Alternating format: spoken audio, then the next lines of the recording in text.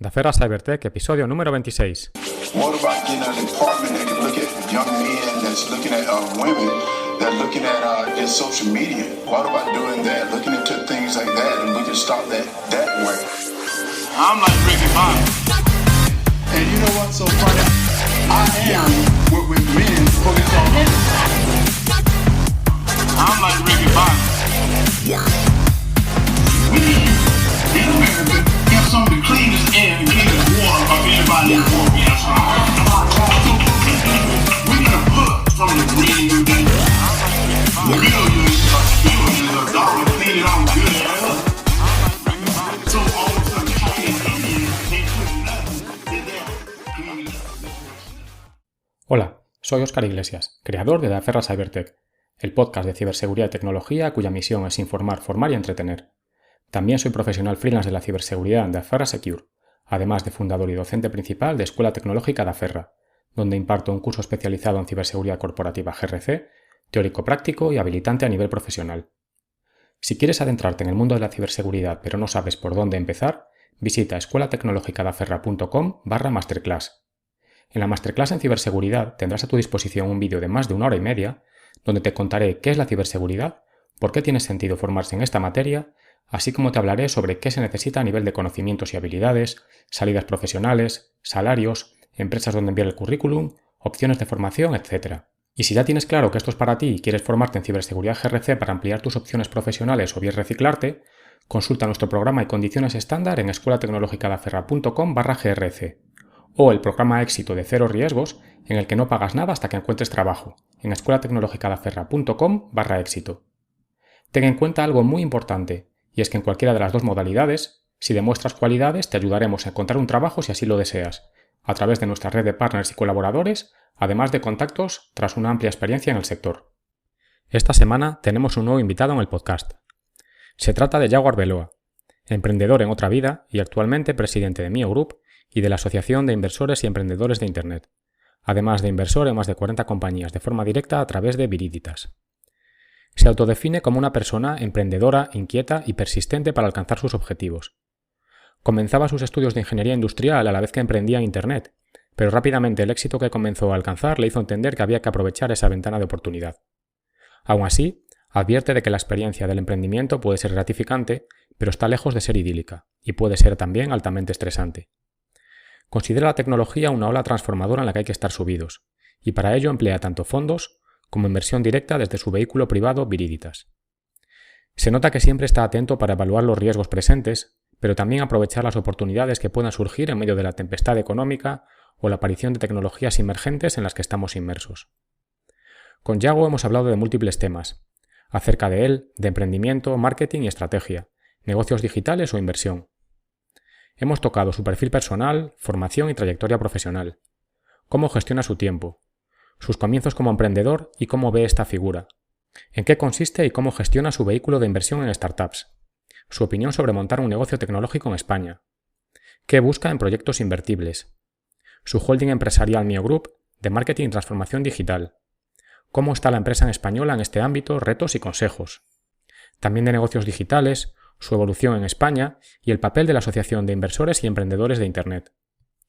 Y por último hablamos de bolsa e inversión, su cartera, visión de la coyuntura actual, previsiones de mercado y posibles estrategias.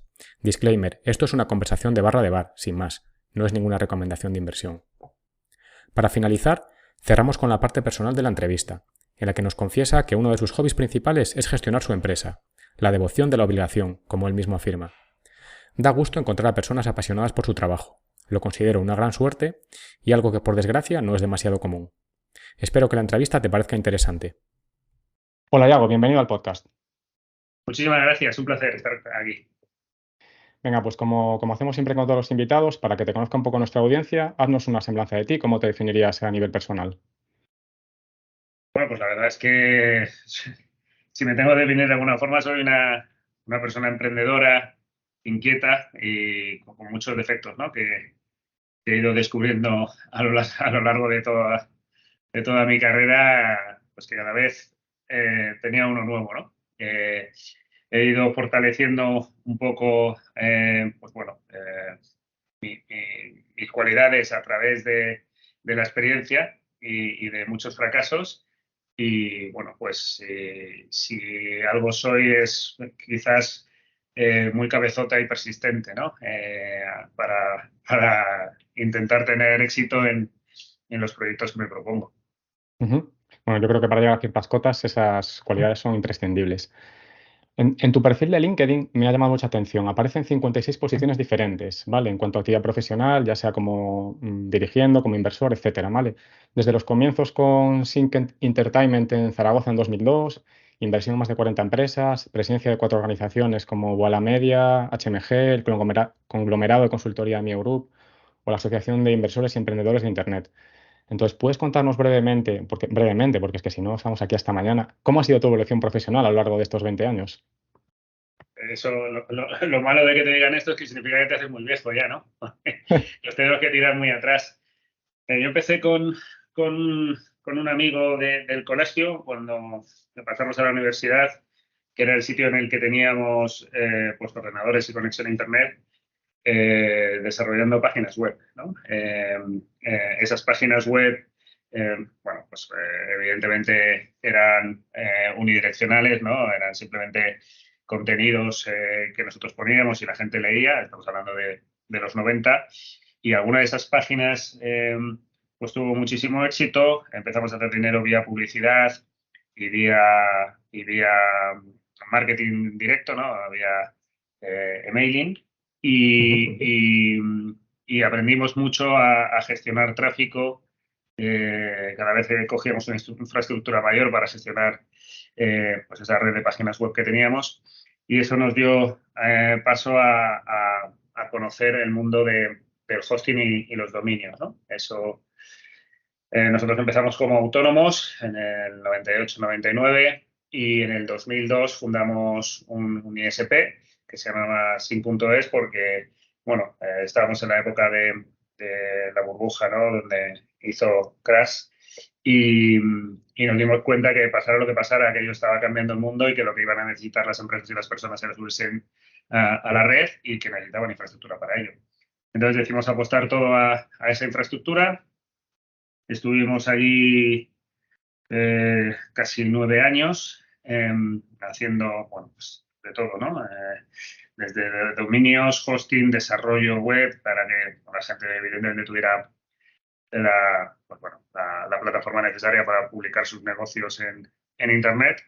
Y en 2008 compramos los 3 hermanos a mi socio y a partir de ahí pues fundamos la empresa familiar que somos hoy. En 2011 vendemos esa compañía Sync a Arsys.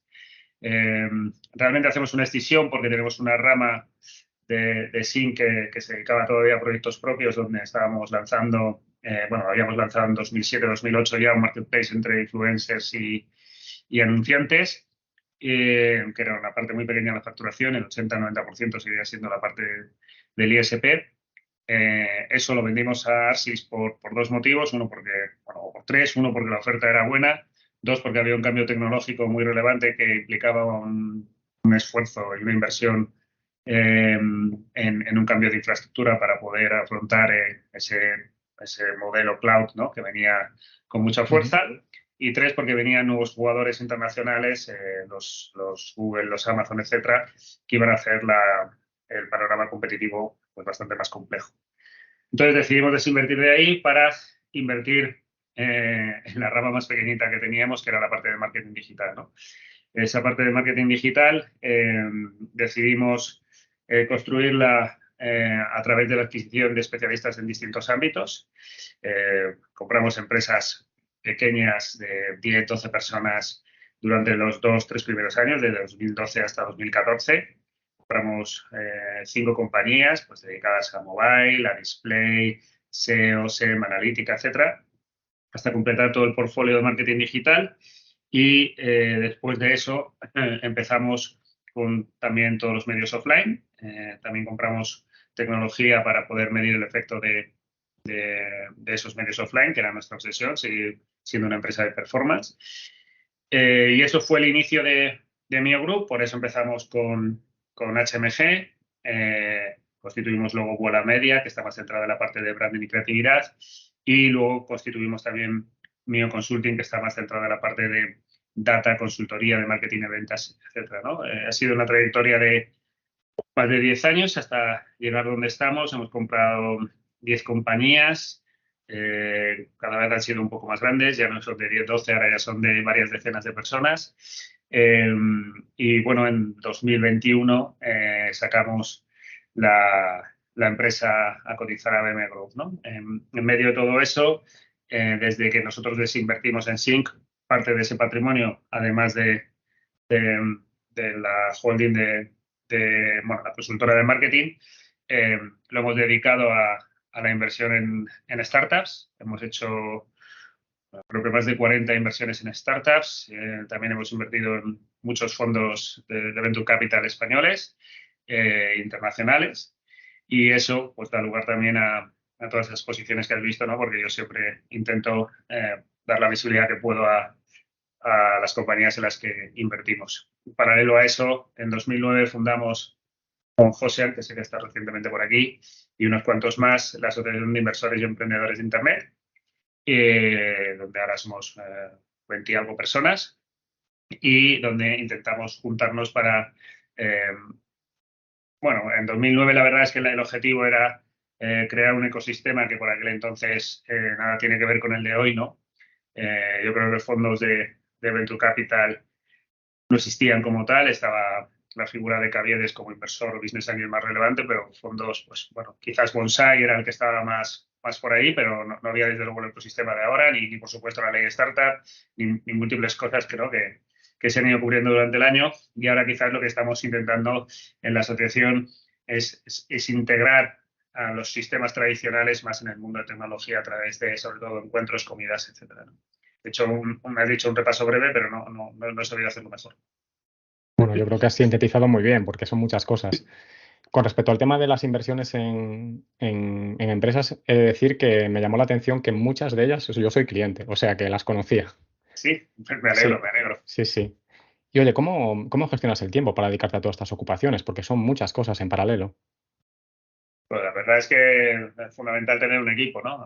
Nosotros en la parte de Venture Capital tenemos un equipo que gracias a Dios es muy bueno y nos hace el análisis de las oportunidades, el filtrado en el deal flow, y nos hace el seguimiento también de una parte relevante de la cartera, si no sería muy complicado, ¿no? Yo mi tiempo ahí lo dedico al análisis final, digamos, cuando vamos a hacer, pues está decidido ya por ese comité de inversiones la oportunidad en la que vamos a invertir, pues bueno, pues para dar un poco el visto bueno final y decidir cantidades, la negociación del pacto de socios, etcétera. Y estoy en los consejos o los comités de aquellas participadas donde tenemos una posición más relevante, ¿no? Eso más o menos es el 10-15% de mi tiempo, el 85% restante eh, es en mi compañía, ¿no? En la compañía familiar, donde, pues gracias a Dios también tengo un equipo buenísimo, muy capaz, del que además tenemos un sentimiento también de familiar, de lealtad, de compromiso, que para mí es muy relevante y por tanto me siento muy confiado y también pues es una experiencia muy gratificante tener a gente tan buena alrededor, ¿no? Eso es lo que nos hace, bueno, pues a día de hoy somos más de 300 personas, pues poder gestionar esto sin morir en el intento, la verdad. Ujú. Y Yago, cuéntanos un poquito, ¿qué hay de tu formación? Porque en ese aspecto sí que es verdad que LinkedIn es un poco más oscuro, tienes algo de relativo a un programa para directivos en el IE, pero ¿eres tú el prototipo de emprendedor o empresario autodidacta que realmente considera que vale más montar una empresa que hacer 100 MBAs o simplemente no te ha parecido relevante indicarlo en tu perfil? No.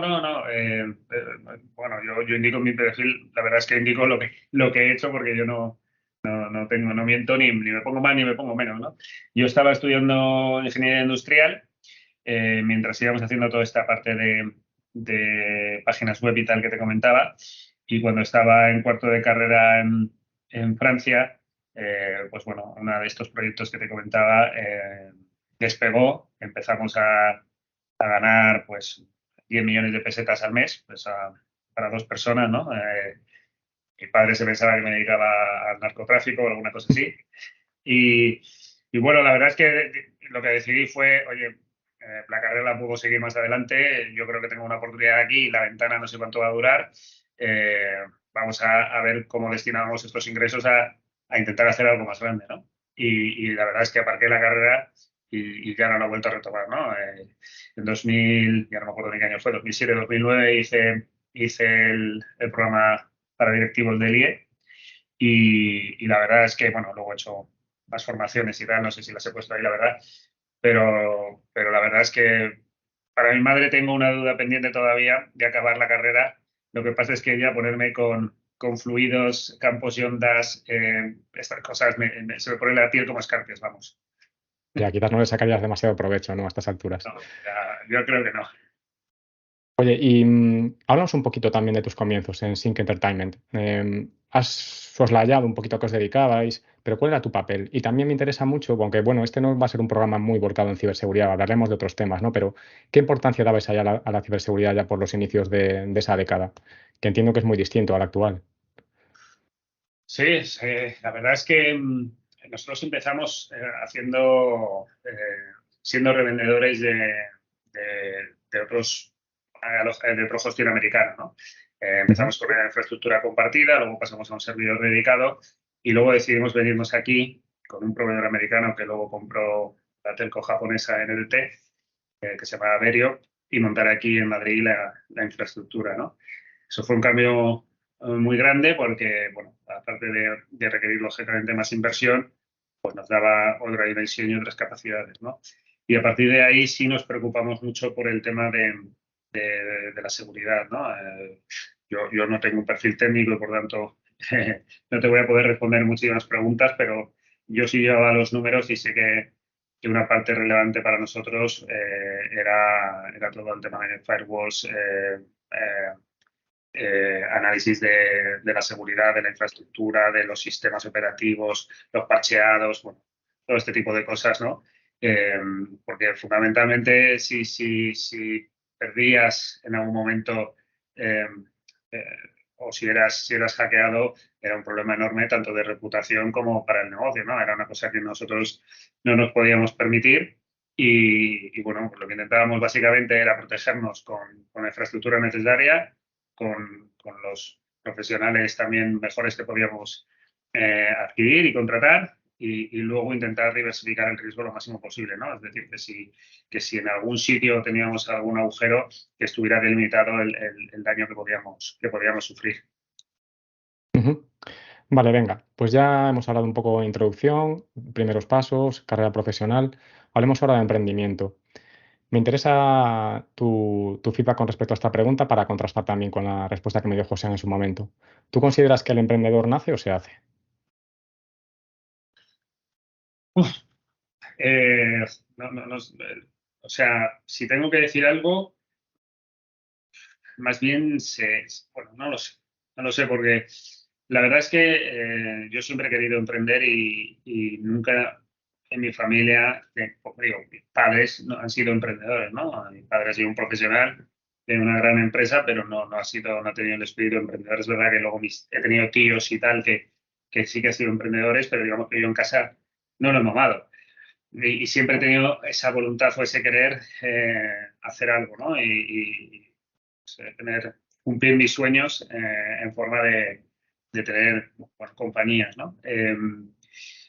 Pero si me preguntas, yo creo que nadie nace preparado para lo que afrontas, porque la experiencia al principio está lejos de ser gratificante, ¿no? Es una travesía un poco dura y solo, digamos, incluso cuando las cosas van bien, eh, eh, hay un estrés muy grande, ¿no? En torno a la figura de la persona que está liderando el proyecto, porque hay muchas dependencias creadas, si hay inversores, hay dinero depositado, si hay trabajadores, hay familias comprometidas con el sueño y eso genera mucho estrés, ¿no? Y solo es cuando te paras y quizás echas la vista atrás cuando resulta gratificante, ¿no? Ves la montaña que has subido y eso, la verdad, a mí me llena muchísimo, pero no sabría, yo creo que tiene que tener una parte innata para querer hacerlo, ¿no? Y luego no basta con querer, sino que te tienes que ir haciendo en el camino. Yo por lo menos ha sido mi caso que considero un milagro que con lo que yo sabía pudiéramos hacer lo que hicimos en aquel momento, ¿no? Porque si ahora soy un indocumentado, en aquel entonces ni te quiero contar, ¿no? ¿Y consideras que España es un buen lugar para emprender, teniendo en cuenta el contexto, tanto a nivel cultural, educación, legislación? Has hablado de la ley de startups. Pues yo creo que está cambiando, ¿no? Gracias a Dios. Desde luego, cuando nosotros empezamos no era el mejor sitio. Hemos tenido siempre mucha fama bueno, y se sigue haciendo, ¿no? De vilipendiar a aquellos que tienen éxito, que ganan dinero con lo que hacen, a pesar de que puedan crear familias, pagar impuestos, etcétera, ¿no? Sostener familias y devolver riqueza al país. Yo creo que eso está cambiando. Yo creo que ahora, desde hace unos años, pues los chavales sí quieren emprender, ¿no? Ya han dejado pues la mentalidad que no digo que fuera mala, de ser abogados o de ser bancarios o de ser lo que sea, ¿no? Yo creo que en este momento hay mucha gente, bueno, pues que su sueño es pues ser Mark Zuckerberg o ser Elon Musk o ser Amancio Ortega o ser un ejemplo de estos, ¿no? Que a todos nos vuelven locos cuando les vemos pensar y generar proyectos. El contexto yo creo que va cambiando también mejor. Hay una intención clara de crear un ecosistema mejor para que las personas puedan emprender, porque al final la única forma de crear riqueza en un país es crear empresas. Yo no conozco otra. Y por tanto que eso suceda de la forma más fácil posible y que no te lastre toda tu vida el haberte equivocado, el haber tenido un fracaso, creo que son condiciones necesarias para que exista el bienestar en un país, ¿no? Entonces, mucho mejor que antaño, mucho camino que recorrer seguro todavía, pero yo creo que por lo menos en las voluntades de las siguientes generaciones ya hay un concepto de intentar generar algo, ¿no? Aunque algunos estén del lado más de los youtubers que del lado de hacer cosas, yo creo que eso sigue siendo bueno, ¿no? Que la gente entienda que puede generar por sus propios medios recursos para él mismo y para más gente, pues a través de la generación de proyectos. Y si volvieses a empezar de nuevo, Yago, y volvieses a emprender, arrancar tu carrera de nuevo desde el emprendimiento, ¿volverías a empezar por el sector tecnológico? ¿Y qué ventajas e inconvenientes ves en este sector? Bueno, a la vista de tu experiencia, vamos. Sí, yo sin duda empezaría con el sector tecnológico. Me parece que nosotros hemos aprovechado las oportunidades que nos ha brindado. Hubiera intentado ser mucho más agresivo de lo que fui, a pesar de que creo que lo fuimos, tendríamos que haberlo hecho aún más, ¿no? Porque no aprovechamos bien la ventana de oportunidad que tuvimos en ciertos momentos donde bueno, pues que vimos espacio y no lo ocupamos del todo ni lo suficientemente rápido. Yo ahí hubiera sido más agresivo a día de hoy, pero yo creo que la tecnología, o sea, ahora ya estoy sobrepasado, ¿no? En aquellos entonces yo era un poco el que, bueno, pues lideraba con la gente que había, ¿no? Yo estaba, digamos, en la punta o en la cresta de la ola como gente innovadora, ¿no? En aquellos años. Ahora, evidentemente, ya me he quedado a mitad de la ola porque la tecnología va cambiando mucho y los chavales saben muchísimo, pero yo sin ninguna duda creo que la ola buena, transformadora vamos, y acelerando cada vez más esa transformación es la tecnología y es el sector en el que hay que estar porque estamos obligados. O sea, ya no es una elección, en mi caso fue una elección, ahora yo creo que no que es una obligación, vamos. La tecnología tiene que ser parte de la vida de cualquier persona que quiera afrontar el futuro con garantías. Ya, yo el único inconveniente que veo, por decirlo, ¿no? También es una ventaja a la vez, es la competencia es feroz, pero es que está claro que es donde están las oportunidades. Sí, la competencia es feroz, pero es que, o sea, la tecnología pura es feroz, pero es que la tecnología va a hacer que cualquier negocio tenga que ser súper eficiente en sus modelos productivos, en sus modelos de negocio, porque es que si no, estás destinado a morir. Sí, totalmente. No hay Te vas a morir. Vale, háblanos un poquito ahora de Viriditas, Yago. ¿En qué consiste exactamente la organización? ¿Cuál es su misión cuando lo creasteis? Esto es un vehículo al 50% con otro empresario emprendedor llamado Ángel Asín, que nos conocimos en Zaragoza pues, hace ya muchos años. Teníamos un interés claro en invertir en tecnología y decidimos hacerlo conjuntamente porque creíamos que era más interesante para bueno, pues poder agregar los recursos en un solo sitio para poder tener un porcentaje mayor en las compañías en las que participábamos y, por tanto, una posición mejor de negociación en las propias compañías y también para poder tener, digamos, un equipo consolidado en vez de tenerlo separado, ¿no? y dividir esfuerzos.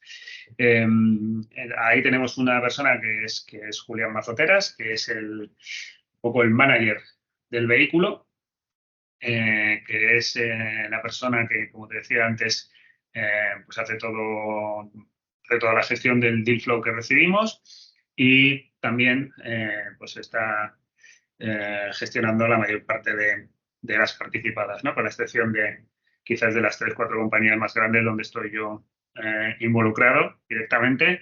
El resto es una gestión que hace suya. Además está apoyado también por el equipo del Family Office de Ángel para toda la parte financiera, legal, etcétera.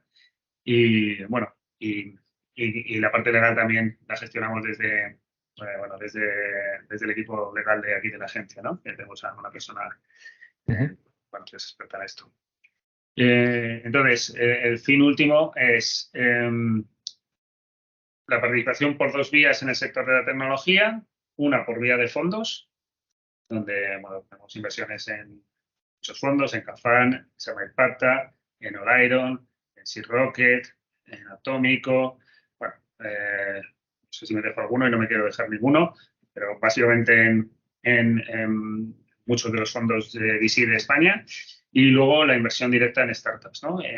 Estas inversiones directas que tenemos normalmente siempre ocurren en una coinversión con alguno de estos fondos u otros que hay en España con los que debemos tener muy buena relación, ¿no?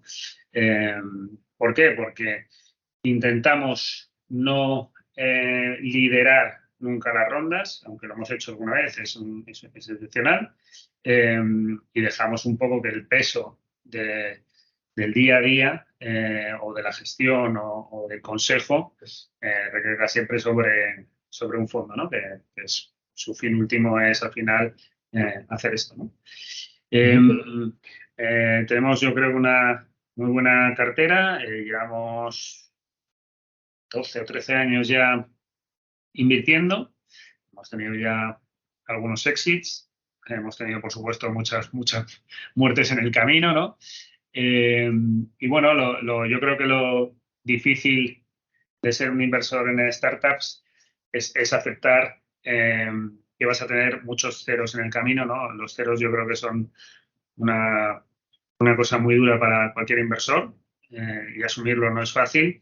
Y además tener en cuenta que los ceros seguramente son los primeros que llegan, ¿no? Porque las que van mal son los primeros que mueren y por tanto vas a tener al principio de tu periodo de inversión muchos ceros y los retornos no van a llegar hasta años más tarde, ¿no? Con lo cual, pues hay que tener un poco de temple para aguantar esa situación sin que se te sobreponga,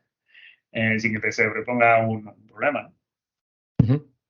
Vale, ya que lo comentas, porque no toda la audiencia conocerá un poco cómo es la naturaleza de la inversión en startups. En el mundillo sí que es ampliamente conocido que la inversión en estos vehículos, pues al final conlleva un riesgo de pérdida elevado, ¿no? Del 100%, como tú has dicho, por eso hay que diversificar mucho.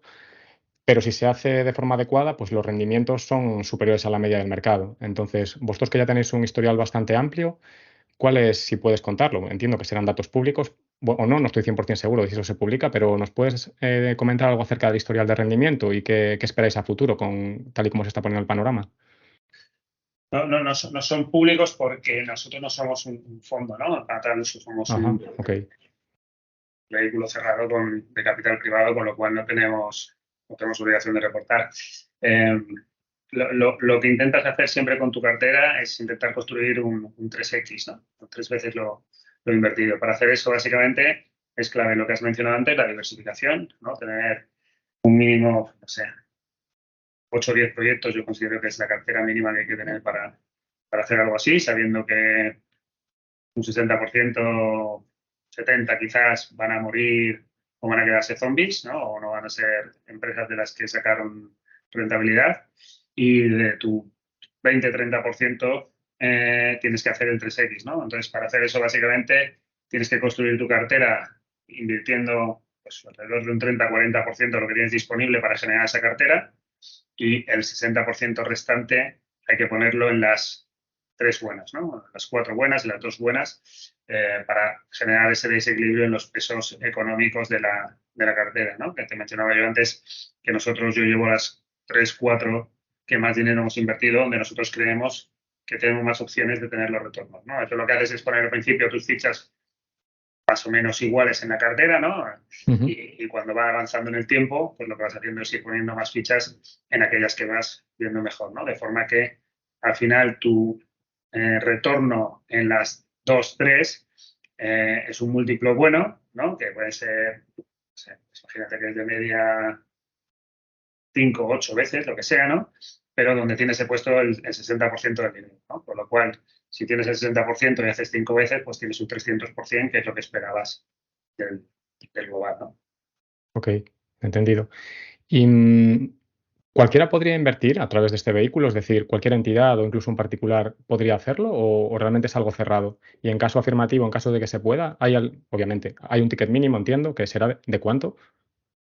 No, nosotros somos un vehículo privado, o sea, nosotros Ok, invertimos la familia de Asin, bueno, su family office y la parte patrimonial de los hermanos al 50% y cada vez, pues cada año vamos poniendo ahí unos recursos para hacer las inversiones que tocan tanto en participadas como en los fondos, ¿no? Si la gente quiere empezar a invertir en startups, yo siempre aconsejo empezar invirtiendo a través de un fondo, que son gente profesional que ya sabe lo que hace, que muchísimos han sido ex emprendedores de digitales que han tenido éxito en sus compañías y se han dedicado a ayudar a otros a potenciar sus negocios con dinero y con conocimiento y a través de ellos ir haciendo, ¿por qué no?, incursiones en inversión directa, pero siempre en coinversión, ¿no? Conforme vayan generando las oportunidades, pues ir solicitando los fondos, que si existe posibilidad de coinvertir en alguna que nos guste, pues poder hacerlo, ¿no? Porque eso te va enseñando sin el coste, digamos, que nosotros tuvimos al principio, porque esto es muy sencillo, ¿no? Al final, para tener buenas compañías tienes que tener buen deal flow, que te llegue buen flujo de compañías solicitando inversión y eso solo pasa si tú estás al principio del funnel, ¿no? Es decir, que la gente te tiene como un inversor reconocido o reconocible y, y donde te van a llegar el 90% de los proyectos, que es lo que le pasa a los fondos de inversión. Que evidentemente les ujú, llegan el 90% de los proyectos que hay, ¿no? Porque si no, al final, mientras eso sucede y tú estás en mitad de ese funnel porque nadie te conoce o eres medio conocido, tal cual, o de tercera fila, ¿no? Que es lo que hemos pasado todos por ahí, ¿eh? Porque ya. al final lo que recibes es una selección negativa de proyectos, ¿no? Los que han dicho que no a la parte de arriba son los que te van cayendo a ti, con lo cual pues tienes muchas más posibilidades de fallar. Lo que pasa es que eso te va construyendo, digamos, tu campaña de publicidad, ¿no? En que es, oye, este señor ha invertido en esta compañía, este señor ha invertido en esta compañía. Ya cuando sales 10 veces que has invertido en una compañía, aunque la compañía no sea buena, ya se te reconoce como inversor y empiezas a subir niveles, ¿no? Pero Ujú, es un máster y una campaña de publicidad muy cara que no ya aconsejo entiendo. y que me parece más fácil el hacer buenas inversiones ya con el deal flow de los fondos y con el análisis de los fondos y seleccionar directamente de esa cartera y a partir de ahí sí ir generando ese nombre, ¿no? Además de rentabilidad. Ok.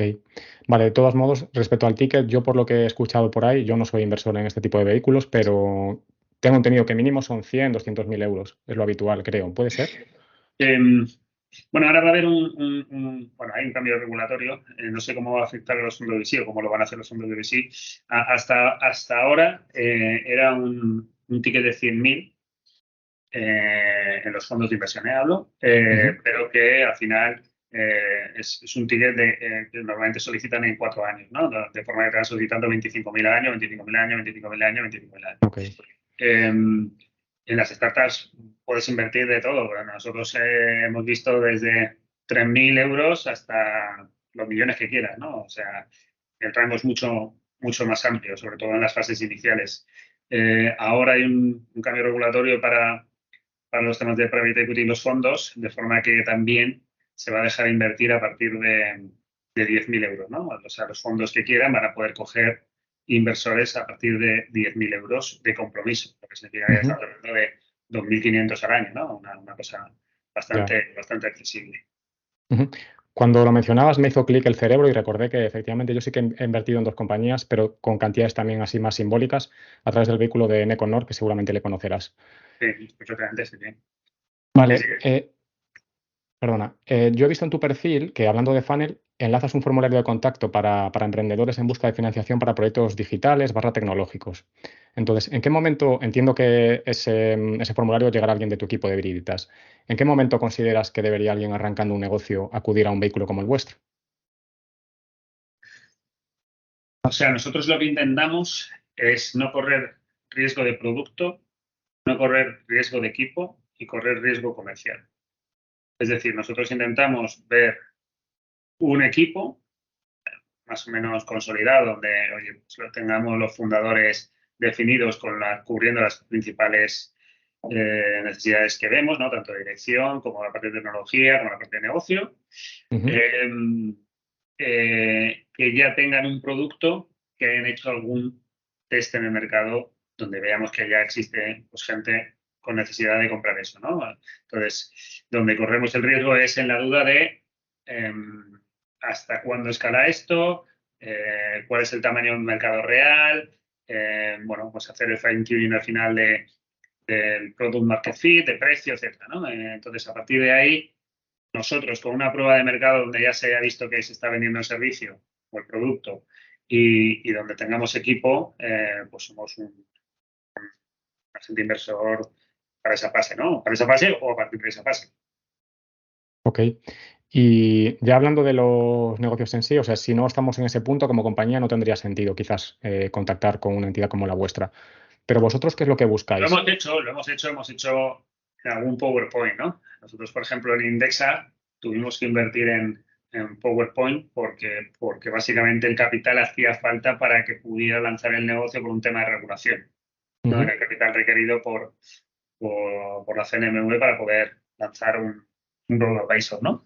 Entonces, lo hicimos en un PowerPoint, pero porque conocíamos perfectamente a François, que es un fenómeno, ya había tenido un caso de éxito, era amigo, es amigo, y bueno, pues, pero vamos, es más bien excepcional que normal, ¿no? Podríamos hacerlo con alguien que tuviéramos ya confianza en él, que hayamos visto lo que ha hecho antes, porque al final nosotros, a pesar de que pedimos que haya un test de producto y tal, invertimos en el equipo. O sea, realmente, tras nuestra experiencia de los proyectos iniciales a lo que sucede al final, hay un mundo, ¿no? En el nuestro el primero, pero en cualquiera. Y eso al final, cómo pivota, cómo cambia, cómo muta en función a las respuestas y los feedbacks que va recibiendo el mercado, es una cuestión de lo hábil y lo bueno que sea el equipo emprendedor. Por lo tanto, Ujú. el 80% de la decisión está en el equipo. Ya. O sea que hay una serie de requerimientos que consideres a lo mejor mínimos, pero hay cierta flexibilidad. Pero luego, si, bueno, entiendo que tendréis vosotros, ¿no? Vuestras metodologías de selección, vuestras checklists, etcétera. Entonces, si tuvieras un folio en blanco y tuvieras que identificar a tu prototipo de empresa ideal para invertir, ¿qué cualidades debería tener? Pues lo primero, el equipo, ¿no? Como te he dicho antes, equipo formado, equipo bueno, si tiene trayectoria atrás de conocimiento en el vertical que va a montar, eh, el check más relevante, ¿no? Eso es condición necesaria para que siga mirando el resto de cosas, ¿no? En cuanto al resto de cosas, evidentemente el tamaño de mercado para mí es fundamental, como donde grande es cómo es esto de grande, ¿no? Cómo de grande puede ser. Ujú. Un poco el panorama de competencia, si hay alguien haciendo esto, cuántos agentes, con qué tamaño, qué barreras se han levantado. Eh, Luego, otro factor muy relevante para mí, y que, bueno, que muchas veces solemos obviar, pero que yo creo que es uno de los tres más principales, es el tema del timing, ¿no? Es el momento de ese producto, ese servicio, estamos preparados, no estamos preparados, llega antes, llega tarde.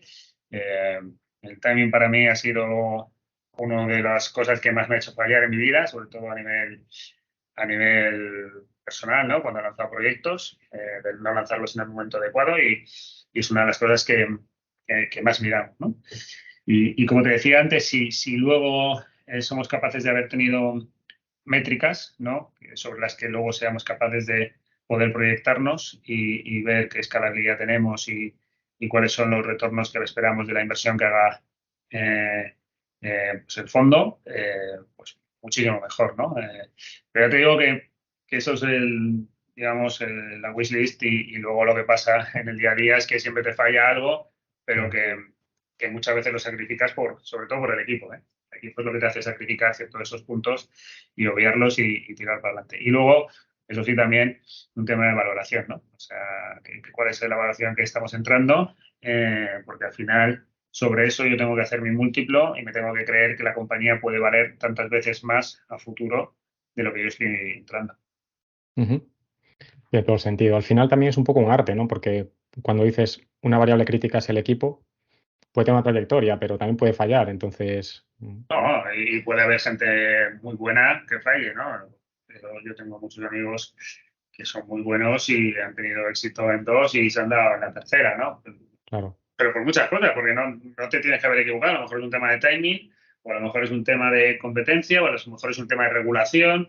Nosotros, la primera compañía que invertimos, también creo que hubo un tema de timing ahí, pero a mí la compañía me encantaba. Era un tema de análisis genético para predecir, bueno, para ser preventivo en el tratamiento de ciertas cosas, ¿no? Y a futuro puedes tener tantas enfermedades, te puede pasar esto en la piel, no comas esta proteína porque te engorda, lo que sea, ¿no? Esta grasa porque te Ujú. engorda, etc. Y compramos, bueno, el emprendedor compró todo el material, bueno, de hecho, sigo teniendo mucha amistad con él y es un fenómeno. Y compró ya bueno, todo el material, todas las máquinas, generamos todos los materiales necesarios para la campaña de marketing y, y hubo un problema en Estados Unidos con una compañía que estaba haciendo algo similar, que era 23andMe, y que se confundieron con unos análisis, creo que fue 23andMe, ya no sé si fue esa o la competencia, que se confundieron con unos análisis que mandaron a personas, bueno, lo traspapelaron de unos a otros y cuando se armó un poco de jaleo, aquí el gobierno en una regulación de la ley, bueno, del embarazo in vitro, eh, eh, puso una disposición adicional diciendo que se prohibía el marketing de los análisis genéticos fuera del ámbito hospitalario, ¿no? Entonces, bueno, nos dejó sin ninguna opción, porque al final nosotros lo que queríamos es hacer algo masivo. El análisis, o sea, perdón, la publicidad y la realización de los análisis, ¿no? Al final, nosotros O lo que sea, íbamos a decir, era ad hoc para coger la por esa saliva, empresa. hacer publicidad, ¿no? Pues todo eso Ujú. se nos cayó, ¿no? Y era un tema que ni se nos había pasado por la cabeza, ¿no? Y era uno de los riesgos que yo siempre pongo que como ejemplo de que muchas veces no contemplamos y lo hemos visto en otras situaciones como Cabify o en muchas otras, ¿no? Los riesgos regulatorios son un riesgo a contemplar muy importante. Ujú, desde luego. Pues hablando de este tipo de riesgos, ¿qué consejo daríamos a alguien que está emprendiendo o se plantea hacerlo a nivel tecnológico? Ya sea para crecer o para fallar rápido, porque efectivamente eso quizás si lo descubre le estamos dando un consejo, ¿no? Y que cambie de rumbo. A mí me cuesta mucho aconsejar a la gente que emprenda, ¿eh? O sea, yo soy un creyente de que la gente tiene que emprender sabiendo que hay un lado negativo de la historia, ¿no? Que muchas veces, bueno, vemos la foto del que ha triunfado, pero no vemos la foto de los que se han quedado en el camino, que por desgracia son muchísima gente, ¿no? Eh, y eso es un lado que pues, muchas veces no es fácil de asumir. Eh, yo creo que hay que entender que las empresas necesitan, evidentemente, gente emprendedora que lance los proyectos y tal, pero necesita profesionales, ¿no? Profesionales muy buenos, lo mejor posible. Yo aquí, por mucho que quisiera lanzar algo, no podría hacerlo si no tuviera el equipo que tengo aquí, que, como decía antes, es maravilloso, ¿no? De hecho, muchas veces el emprendedor es el que limita el tamaño de su propia aventura, ¿no? Porque no cede, no cede áreas donde no eres tan competente y eso hace que tu empresa sea más pequeña, ¿no? Que, por ejemplo, es lo que a mí me pasó con Sync, ¿no? No conseguí nunca que tuviera la dimensión que yo creo que debía tener o pudo tener, porque porque yo estaba ocupando mucho espacio y no contraté a alguien mejor que yo para hacer las cosas que no era bueno, ¿no? Aquí no he cometido el mismo error, o quiero pensar que no lo estoy haciendo, y eso me ha permitido crear un proyecto que es más de 30 veces el que tenía cuando estaba en Sync, ¿no?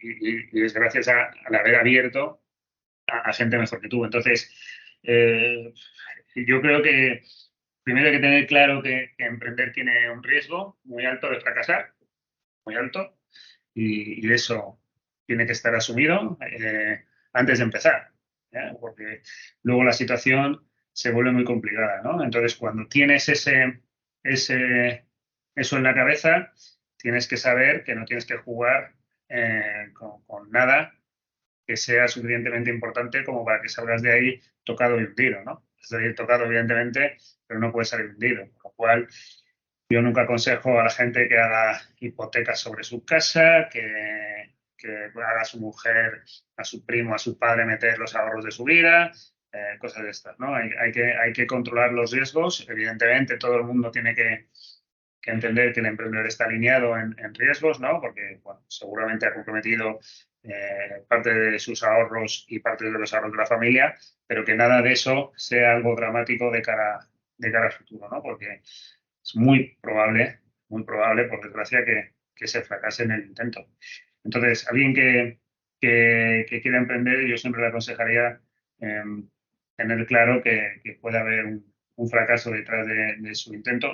No que le quite, eso no le tiene que restar, digamos, ánimo, ¿no? Solo tiene que manejar la situación para que si ocurre ese fracaso no le lleve consigo, ¿no? Porque eso es una situación que desgraciadamente hemos visto muchas veces y que es dramática, ¿no? Y emprender es una cosa muy bonita, poco valorada porque desgraciadamente damos luz a los éxitos y no a los fracasos. Si alguien pusiera foco en la gente que ha fracasado y que lo ha dejado todo, su tiempo, su vida, muchas veces sus casas, sus familias rotas y tal, y pusiéramos foco en todos esos fracasos, que son mucho más que los éxitos, seguramente la gente empezaría a valorar mejor lo que supone el empezar a tirar del carro uno con su sudor y sus ahorros.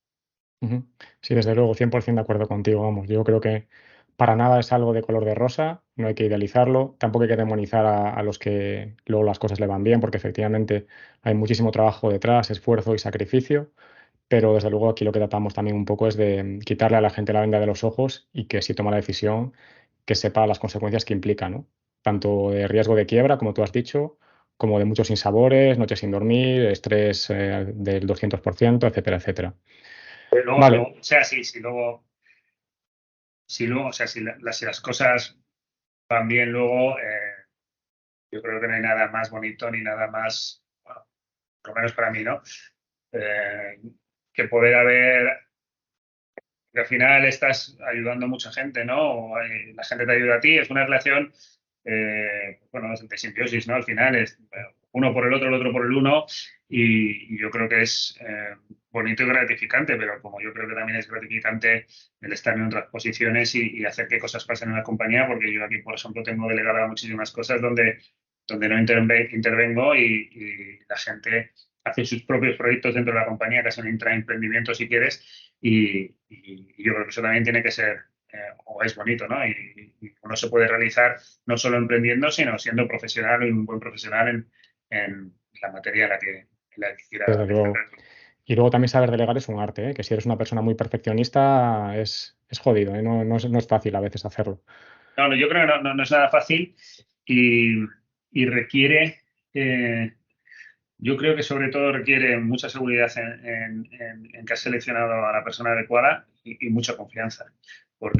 porque muchas veces va a decidir algo que tú no harías, ¿no? O sea, Claro, exacto. y pasa por eso, porque si hace lo mismo que tú, no has hecho nada fichando a alguien, ¿no? Entonces tiene que decidir cosas que tú no hubieras decidido o que las va a hacer de otra forma.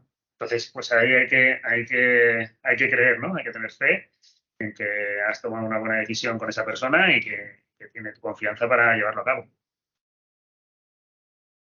Desde luego. Venga, ahora damos un cambio de tercio ahora. Vamos a hablar un poquito más de marketing y estrategia. Cuéntanos un poco someramente, ¿no? Las diferentes empresas y áreas de actividad que componen Mio Group. Vale, pues te lo cuento muy fácil, ¿no? Básicamente trabajamos en 3 áreas de actividad que agrupan 3 compañías distintas. Una sería la agencia de medios típica que todos conocemos, ¿no? Donde compramos espacios publicitarios tanto en el mundo offline como en el online y operamos esas campañas, ¿no? Tanto pues podemos comprar en televisión como podemos operar campañas en Google, en Facebook, en Display, donde sea, ¿no? Ujú. Eh, Eso es el área de actividad, digamos, de agencia de medios. Luego tenemos toda la parte esa parte del área HMG, la compañía que se llama HMG. Luego toda la parte de branding y creatividad, estrategia de marca, consultoría de marca, desarrollo de conceptos creativos, branded content, etcétera. Ese vertical está agrupado dentro de la compañía que se llama Voilà. Y luego tenemos otro área de actividad que es toda la parte que nosotros llamamos consulting, que viene a ser una consultora de marketing y ventas, donde desarrollamos proyectos de consultoría operativa, es decir, que luego ejecutamos, donde pues ayudamos a nuestros clientes a incrementar sus ventas, tanto si son B2C como si son B2B, a través de o nuevos negocios o mejora de los procesos comerciales, utilización de call center, etcétera. Y toda la parte de data, analítica, modelos de atribución, etcétera, ¿no? Más o menos, bueno, esa compañía se llama Mio Consulting y más o menos hay unas 100 personas en cada una de esas divisiones, o sea que son áreas más o menos bien balanceadas, ¿no? Ujú. O sea que con las tres vertientes, digamos, podréis cubrir la solución integral de un cliente, ¿no? La De nivel idea de es, al marketing y final, estrategia. la idea al final es que donde antes había 8 o 7 proveedores especializados en distintas áreas con información muy heterogénea, con una gestión muy complicada para el cliente, que se convierte en un hub de proveedores en los que además les es muy difícil atribuir responsabilidades de lo que está pasando, ¿no? Al final, si tienes una agencia offline, una agencia creativa, una agencia digital, una consultora en la parte de negocio y no te están saliendo las cosas, no sabes muy bien qué parte está fallando, ¿no? No tienes una visión integral porque la información es heterogénea, ¿no? Y luego también es muy complicado el generar sinergias entre ellas, ¿no? Nosotros, si estamos gestionando, por decirte algo, marketing automation, afiliación o televisión, no nos importa mover los presupuestos de un sitio a otro por mejorar al final la eficiencia y la rentabilidad de las inversiones de nuestros clientes, ¿no? Cuando tienes 6 partners diferentes, pues muy difícil quitarle a la de televisión presupuesto cuando le has comprometido presupuesto para dárselo al de digital, por ejemplo, ¿no? Eso es muy complicado. Y además que tengas visibilidad de que eso te va a hacer incrementar las ventas, ¿no? No es tan Ujú. sencillo. Entonces, la idea es simplificar todo ese pool de proveedores que tienen normalmente los clientes en un único integrador de servicios que le permita dedicarse a lo que se tiene que dedicar, ¿no? Que es a ver qué es lo que está funcionando en su negocio, qué es lo que puede hacer para que vaya mejor y optimizar al máximo posible las campañas. Entendido, tiene todo el sentido, la verdad. Vale, ya hemos dicho antes, al principio de la entrevista casi, transformación digital o muerte. ¿Qué es la transformación digital para ti? Porque yo, entre otras cosas, lo entiendo también arrimando un poco la espada a mi sardina, ¿no? Desde el punto de vista de la ciberseguridad, lógicamente, todo lo que sea digitalización, ahí tiene que tener una componente fuerte, pero a nivel general, a nivel de negocio, ¿para ti qué es digitalización? Para mí es eficientar todos los modelos de negocio, de servicio y procesos de la compañía a través de la tecnología. Ujú. Básicamente, eso incluye todo, ¿no? Desde coger los mejores partners a nivel de software, desde aplicar Machine Learning en los procesos donde pueda tener una mejora sustancial con respecto al componente humano, ¿no? Pueda escalar mejor o la inteligencia artificial o la tecnología que toque, todo en aras de generar eficiencia. Ujú. O sea, eso para mí es la transformación digital. Eso significa luego, pues por supuesto, trabajar el dato, conocer el dato, el cliente, segmentar, un montón de cosas. Pero todo eso lo que va a hacer es que seas más eficiente que tu competencia. Ok. Y en ese sentido, ¿tú cómo ves el mercado? En España, ¿cómo están las empresas en cuanto a digitalización? Y ahí no sé si haces algún tipo de distinción entre diferentes tamaños y segmentos de empresa. Por ejemplo, una pyme o una administración pública o una gran corporación. Voy a decir varias cosas, ¿no? Yo creo que a nivel de tecnología en España tenemos gente muy buena, mucho talento. La parte de tecnología, sinceramente, yo creo que no tenemos nada que envidiar a ningún sitio del mundo, ¿eh? Y esto lo digo después de haber tenido muchos amigos trabajando en muchos sitios muy relevantes y donde al final incluso se han desplazado centros de producción de grandes compañías de Estados Unidos a Bilbao, por decirte algo, ¿no? O sea, que decir que hay gente muy buena. También es verdad que eficientaba mucho las compañías el tener producción aquí y el talento aquí, ¿no? Evidentemente el coste de un sitio no se puede Claro. comprar a otro, pero si no hubiera habido el talento no se hubiera podido hacer, ¿no? Entonces, talento sobra y la madurez tecnológica de los clientes es muy dispar, pero no creas que es una cuestión de tamaño porque hay compañías muy grandes que la tecnología está más que obsoleta, ¿no? Eh, Voy a dar ejemplo, pero en muchos sectores de los que conocemos, que pensamos que tienen la última tecnología, están muy lejos de tener tecnología, trazabilidad de los clientes, o sea, un CRM digno, integrado con un call center. O sea, hay mucha inmadurez tecnológica todavía, ¿no? Porque evidentemente, pues, bueno, cuanto más grande eres, más difícil luego es la transformación. Esa es la realidad. En cambio, luego hay compañías, pymes, startups, etcétera, con un uso de la tecnología brutal, ¿no? También es mejor, es verdad que cuanto más pequeño eres, más fácil es introducir Claro. tecnología. Entonces, si me preguntas, las grandes tienen una desventaja con respecto a las pymes, ¿no? O con respecto a nuevos entrantes que sean buenos. Y eso significa que nada está garantizado a futuro. Bueno, ya hemos visto muchísimos ejemplos, pero las empresas grandes tienen un reto de adoptar la tecnología cuanto antes para ser más eficientes. O sea, todo tiene que ser en áreas de ser más eficientes y poder trasladar eso a su competitividad. Entonces, nosotros estamos ahí ayudando a muchas y hay muchísima concienciación ya de que eso tiene que hacerse, ¿no? Yo creo que a pesar de que la IA quizás está todavía más a nivel de discurso que a nivel tangible, ¿no? En las compañías, lo que a nadie le cabe duda es que eso va a suponer otra vez otro cambio brutal y lo que también tiene la gente muy en la mente es que eh, esto no es como el metaverso, ¿no? Donde el metaverso estamos diciendo, bueno, llegará, pero no sé cuándo. Esto va a pasar ya. Va a pasar ya, va a ir introduciéndose rápidamente en las compañías, en sus procesos, en sus ventas, en su operación, y va a ser de una forma fulgurante, ¿no? Yo creo que quizás el cambio más rápido que vamos a experimentar va a ser va a ser este. Y por tanto, pues ya hay una preocupación muy grande en las compañías en cómo va a afectar esto a su competitividad. Ujú. O sea, potencialmente ahí lo que vemos son reducciones de costes, ¿no? A través de esa eficiencia. Entonces, quizás en las empresas grandes es un tema, aunque los barcos grandes cuesta más virarlos, pero quizás es un tema más de compromiso, ¿no? Por parte de la dirección y de prioridades, de foco, que incluso de presupuesto en este caso. Sí, eso es un tema de intentar gestionar un tema que no va a ser fácil, ¿no? Que es que va a haber posiciones en la compañía que no van a aportar el valor de antaño o que van a necesitar menos gente para hacer lo mismo que antes.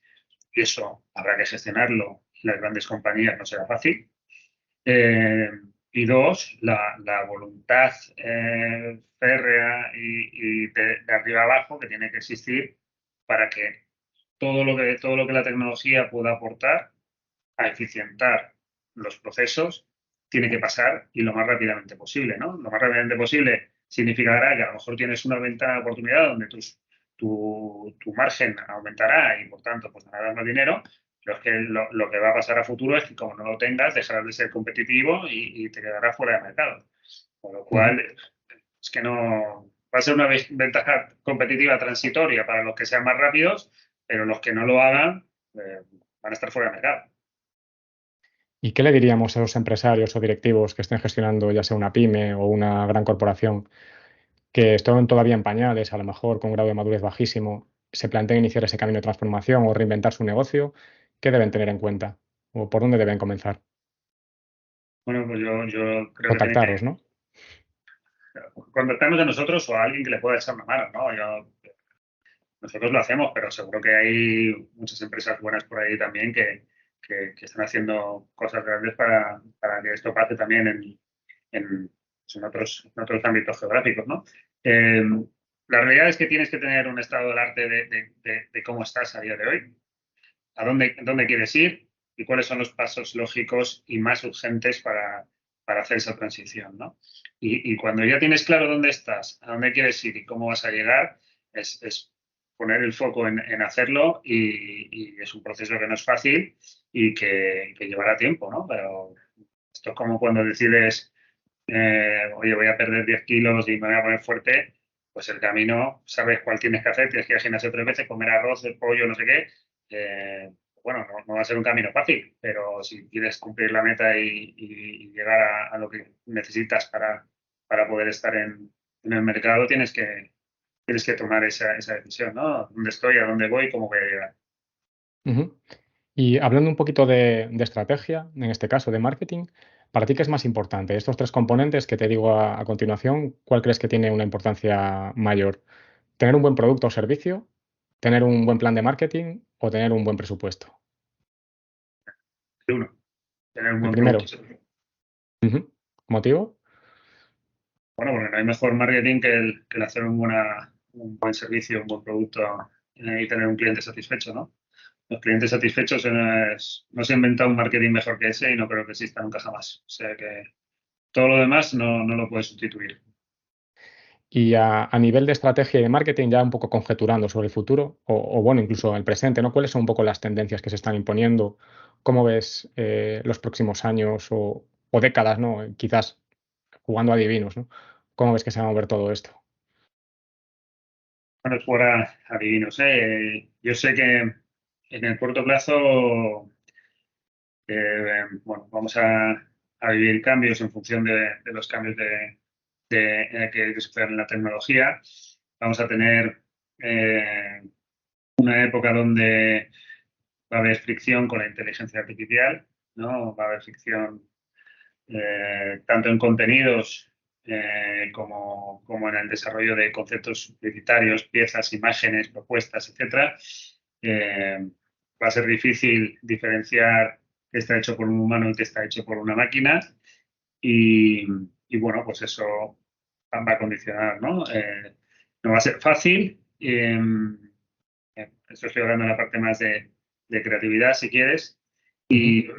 y va a cambiar absolutamente el modelo, ¿no? El modelo anterior, esto aquí sí que va a reventar porque donde eran horas hombre haciendo conceptos y declinándolo a los distintos formatos, eso ya lo podemos hacer en un clic, ¿no? Ahí hemos quitado no sé cuántas horas de personas. Donde había gente pensando con lápiz y papel, imaginando que vuelen las nubes, pues ahora una IA nos puede hacer una aproximación bastante buena con un esfuerzo tendente a cero, ¿no? Más allá de hacer un prompt bueno. Y esa parte la industria va a cambiar radicalmente. En cuanto a medios, pues bueno, yo creo que va a seguir la tendencia de la tele conectada, va a seguir creciendo cada vez más, ¿no? Eh, para mí la tele, sobre todo en un país como España, va a seguir funcionando, igual que los medios off, la radio, exterior, etcétera. No, yo, a pesar de ser muy tecnológico, soy un creyente de los medios offline.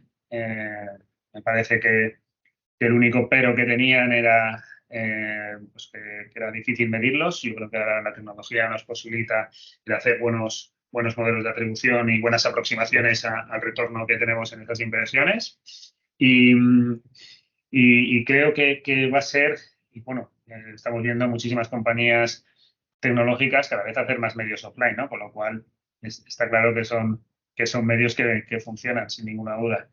Y luego la parte de lo que ya es obligatorio, evidentemente, es la parte de medición, como decía antes, ¿no?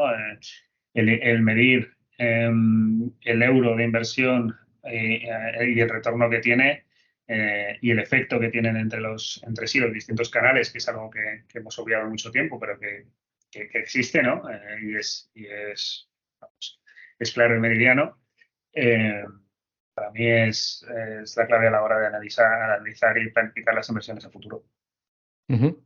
Y mientras comentabas esto, me ha venido a la cabeza la historia que quizás conozcas del proyecto viral que arrancó un americano utilizando GPT, que, insisto, quizás te suene, que utilizando, insisto, GPT, le planteó que se convirtiese, que jugase el rol de director comercial de una empresa ficticia, que no existía, que crease el logo, la imagen de marca, los productos que iban a vender, etcétera, etcétera. Asignó un presupuesto y lo está gestionando y ahora le va bien, ha conseguido ventas, ingresos, beneficios, incluso hay inversores interesados y demás. ¿Qué opinión te merece esto? ¿Te parece una anécdota o crees que realmente No, pueden ir por aquí los tiros? Y llegas a convertir en empresas unipersonales, digamos.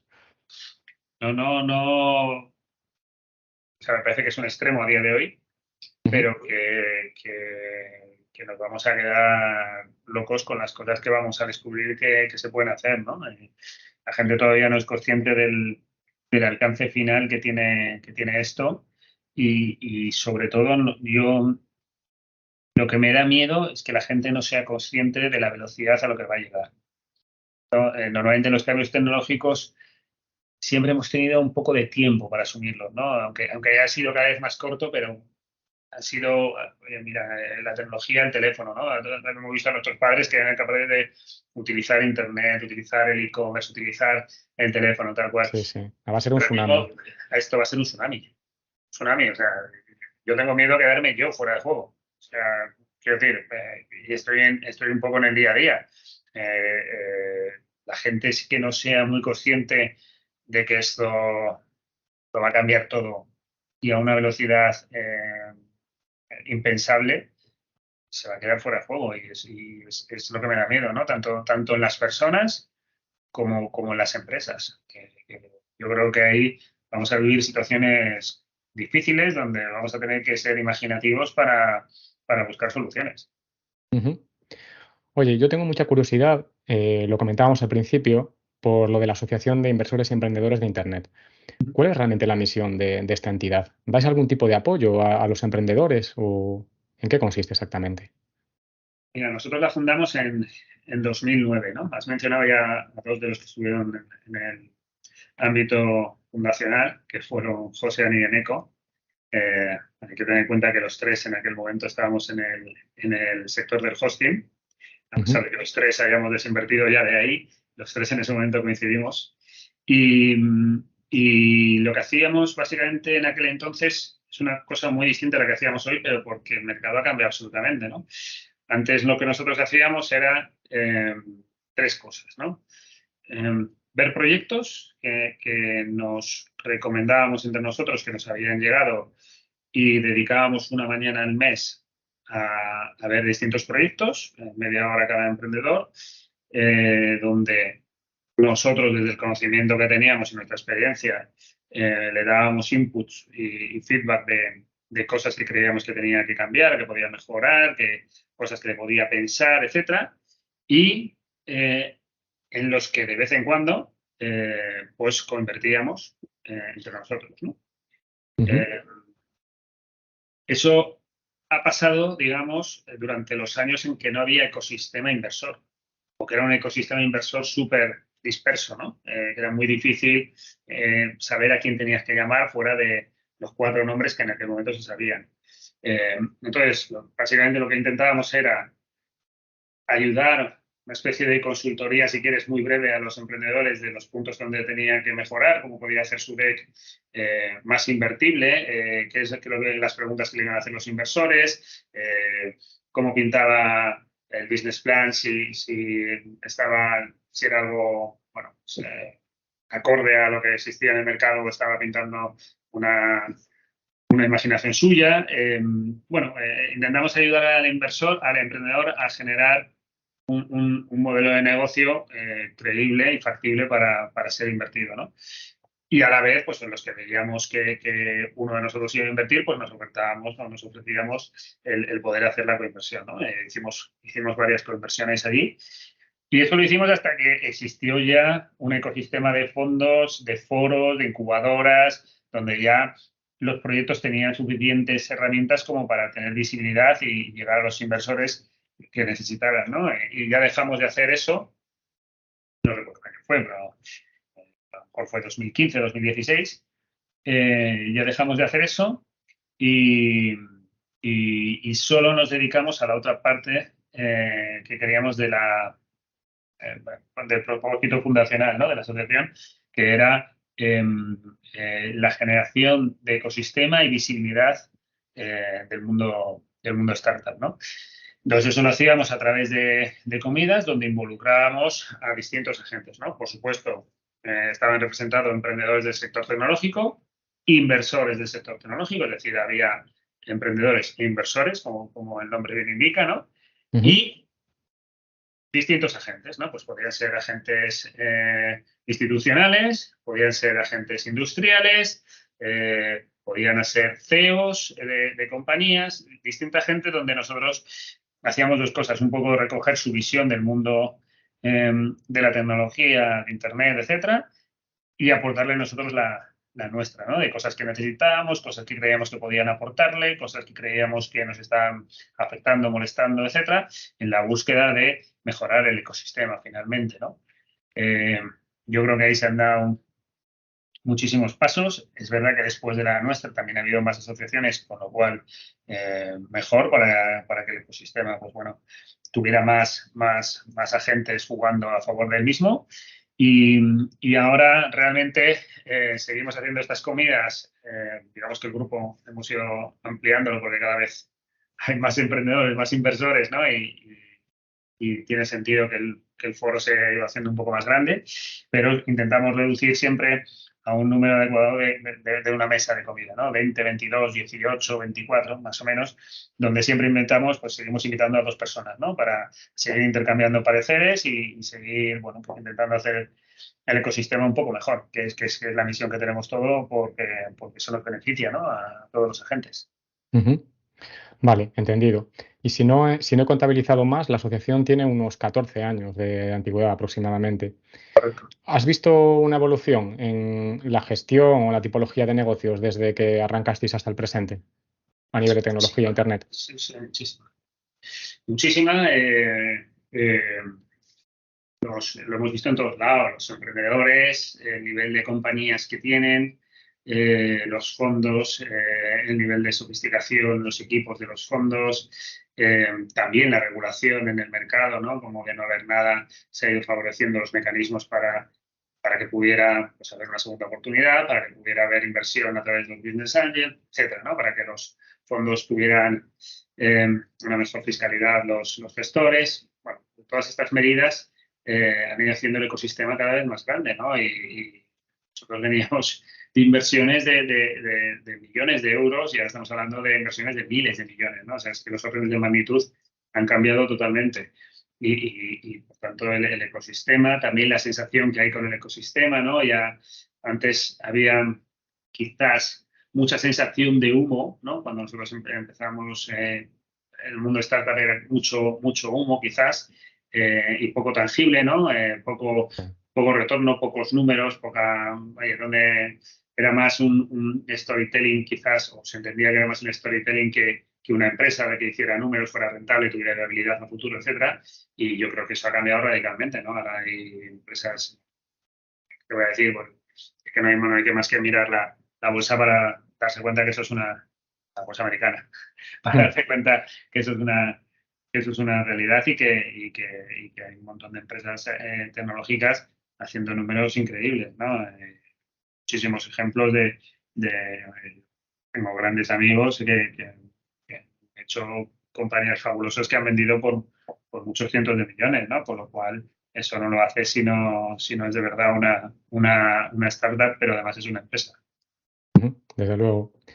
Pues antes de hablar de bolsa y para terminar con esta sección, te preguntaría, en lo relativo al emprendimiento tecnológico, ¿cuáles son las áreas que te parecen más interesantes a la hora de invertir o dónde crees que hay más potencial de cara a los próximos años? ¿Qué tipo de proyectos te gustaría que llegasen a Viriditas? ¿Relacionados con qué nichos? La verdad es que nosotros no hacemos feo a nada, o sea, no hemos dicho, no te digo un sector en el que hayamos dicho que no, ¿no? Te he dicho que creo mucho más en la persona que en el sector. Tiene que haber mercado, pero mucho más relevante, o sea, nosotros hemos invertido en fintech, en insurtech, en e-commerce, en cleantech, en proptech, o sea, no sé si hemos dejado algo en SaaS, en cualquier cosa, ¿no? Ujú. No hay nada, digamos, no, es que te iba a decir, incluso en cripto también hemos hecho alguna inversión, no hay nada que hayamos dejado en NFTs. Hemos invertido en todo, ¿no? Siempre que nos creamos el modelo de negocio, el mercado y el equipo. Ujú. Yo la verdad es que siempre le digo a los emprendedores y los inversores, no tenemos ni idea de nada. Si es que al final lo que esperamos es que venga alguien a hacer aquello que nosotros no podemos hacer, ¿no? Porque si lo pudiéramos hacer, pues lo haríamos nosotros mismos. ¿Para qué vamos a compartir nosotros parte del pastel si fuéramos capaces de hacerlo, ¿no? Por lo cual, el Evidente. emprendedor es la figura que tiene la capacidad, la visión y el coraje de afrontar una oportunidad que los inversores somos incapaces de hacer. Entonces, es la realidad, ¿no? Y lo que intentamos es juntarnos al emprendedor y sacar retorno del riesgo que corremos jugando al lado de los ganadores, ¿no? Ujú. Entendido. Venga, pues cerramos este capítulo y hablamos un poquito de bolsa, ya muy pasado el ecuador de la entrevista. Tu cartera de inversión, no sé si la tienes solamente capital riesgo o diversificas más. No sé si nos puedes contar un poquito la asignación de activos y porcentajes, grosso modo, no hace falta que... Yo tengo, bueno, principalmente el porcentaje más grande de nuestro patrimonio está en nuestra empresa, ¿no? Que es lo que suele pasar con los empresarios Ujú. Sí. familiares. Pero el resto,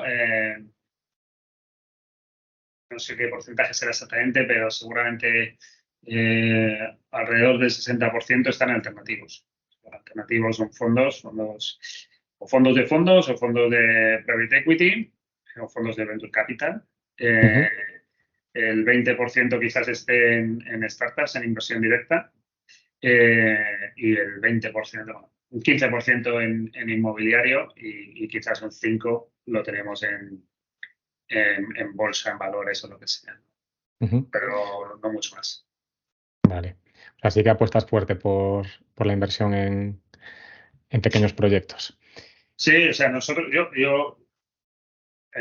parte de startups es relevante para nosotros porque es el mundo que más cerca estamos y donde las cosas nos han ido medianamente bien y creemos que siendo consistentes con los procesos que tenemos nosotros, pensamos que debería funcionar.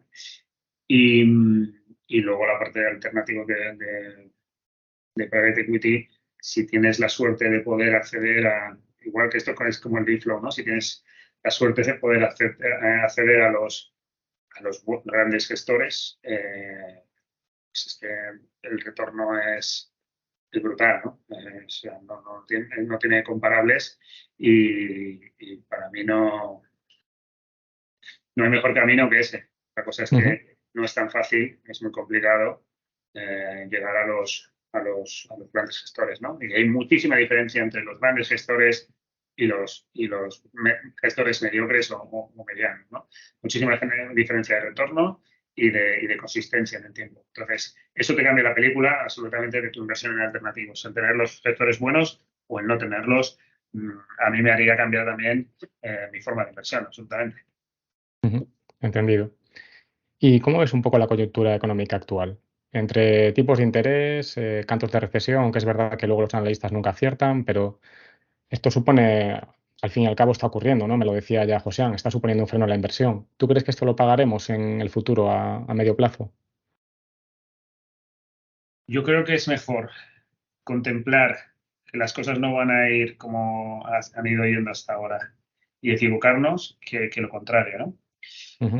Ahora mismo eh, yo creo que hay muy poca gente con un sentimiento expansivo, ¿no?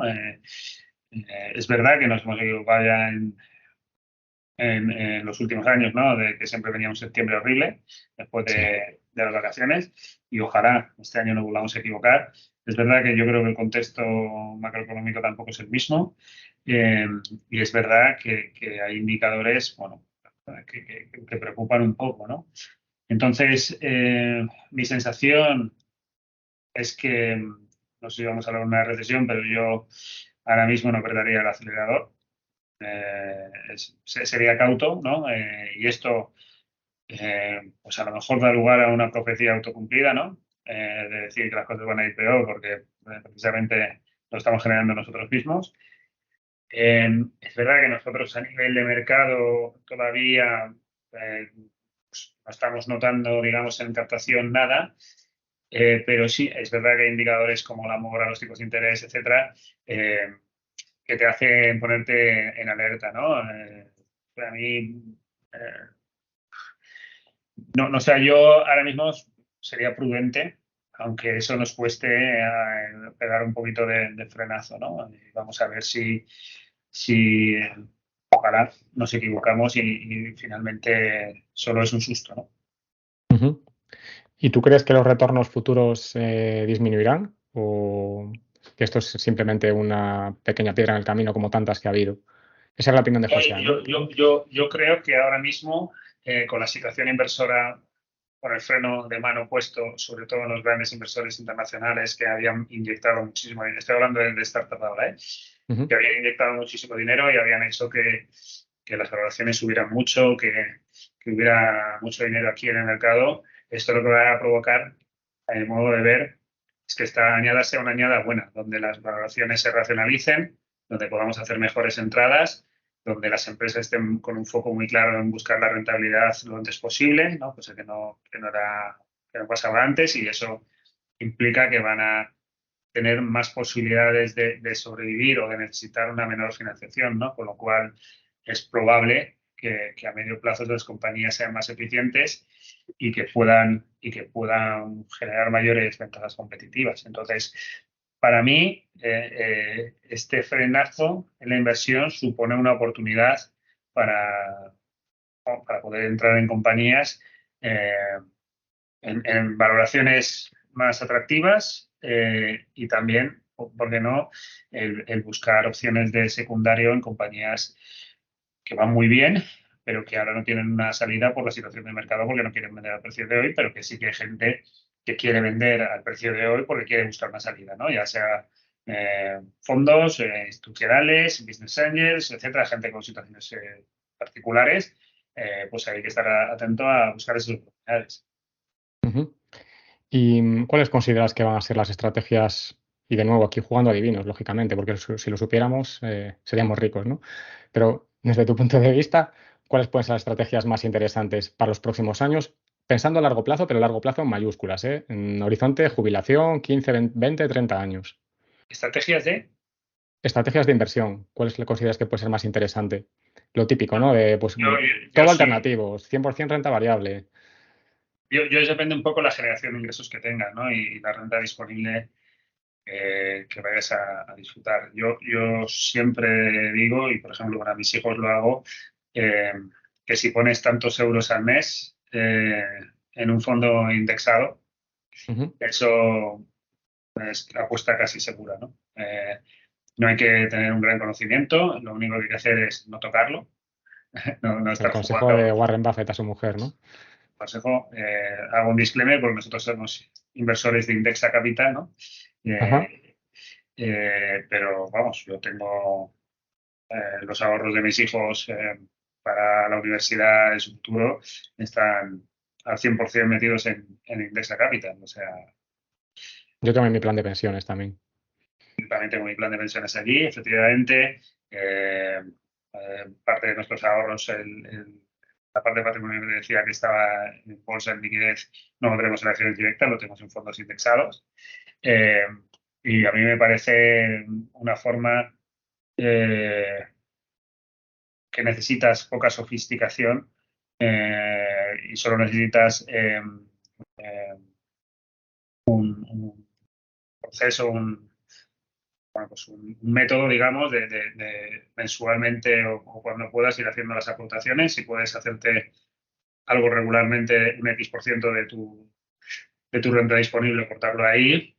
Para mí te vas a dar cuenta de la magia del interés compuesto, ¿no? Y eso al cabo de los años, de verdad que es magia, ¿no? Si luego ya tienes una mayor sofisticación o más renta disponible o otro tipo de interés, para mí lo siguiente sería los alternativos, sin ninguna duda.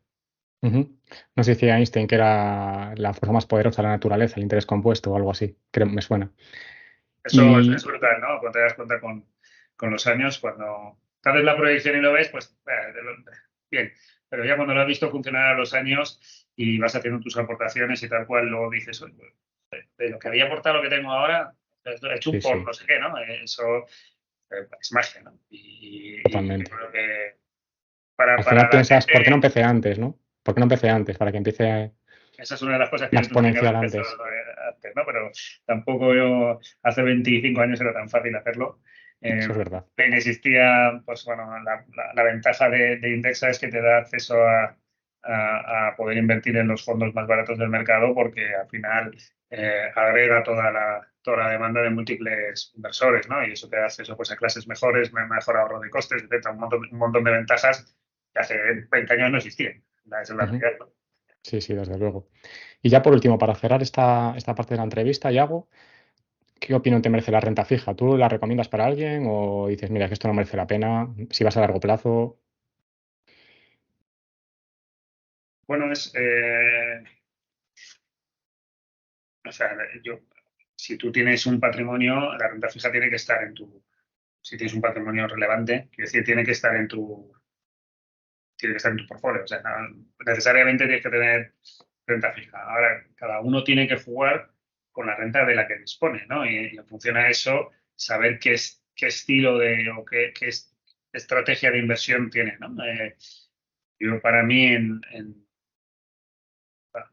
tienes que dos cosas, ¿no? ¿Qué estrategia de inversión tienes y qué horizonte de inversión tienes, ¿no? Ujú.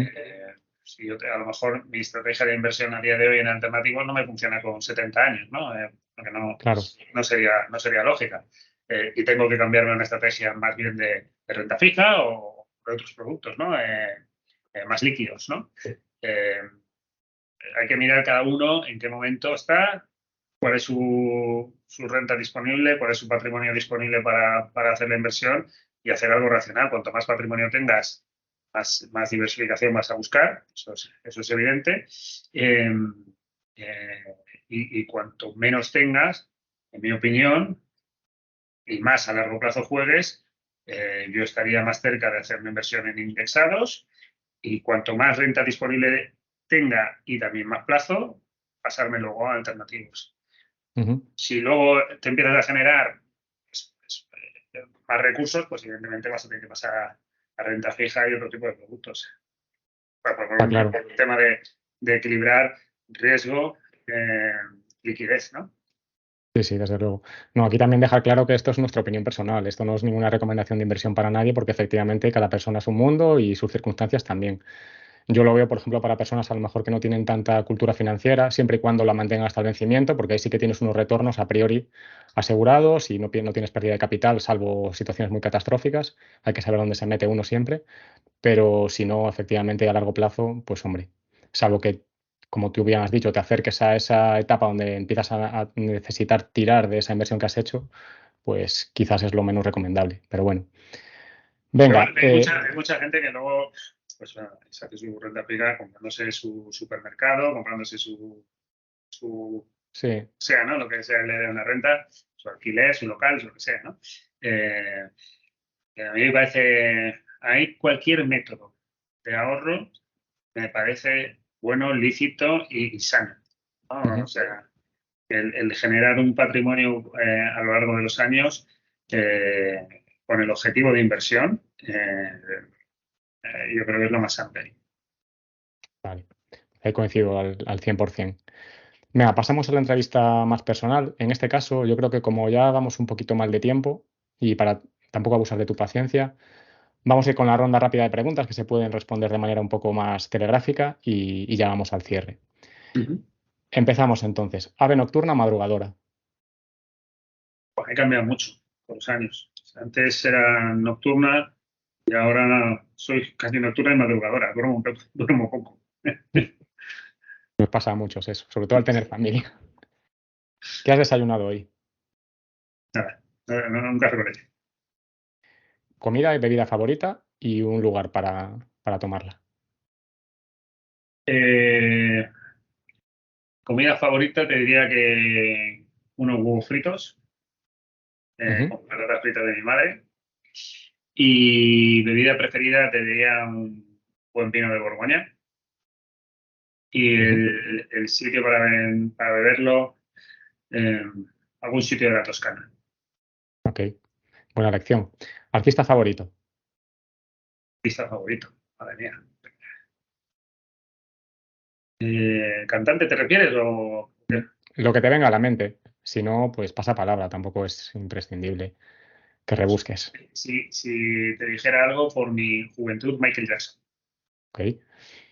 ¿Película o serie favorita? Película favorita, y tengo varias, pero la que me ha tocado siempre más, La princesa prometida. Oh, no esperaba esa, ¿eh? Deportista favorito. Deportista favorito. Esto es difícil, ¿eh? Pero No me digas Rafa Nadal, por favor, que está muy manido ya. no. Te iba a decir Michael Jordan.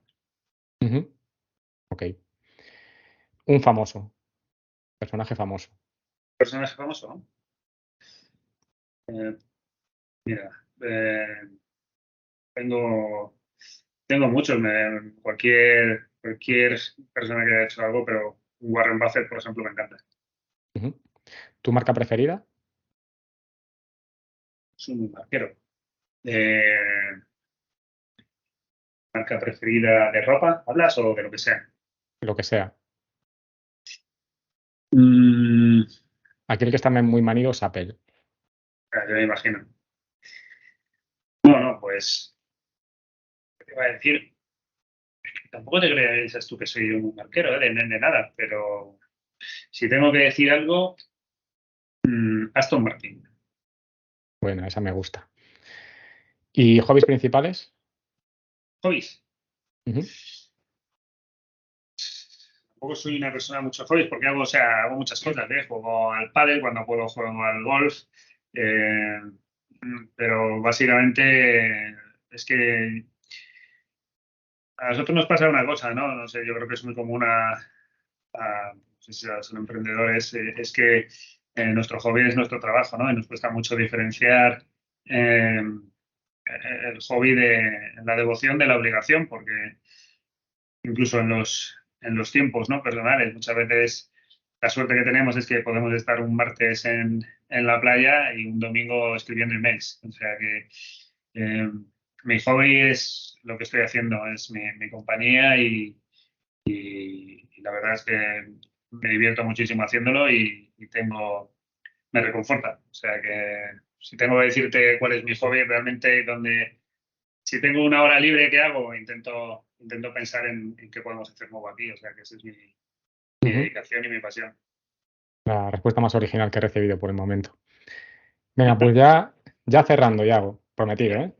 Enumera 2 personas que conozcas, que consideras que puede ser de interés que vengan a este podcast, relacionados pues, con la tecnología, emprendimiento, ciberseguridad, lo que tú veas oportuno, que consideres que pueda encajar.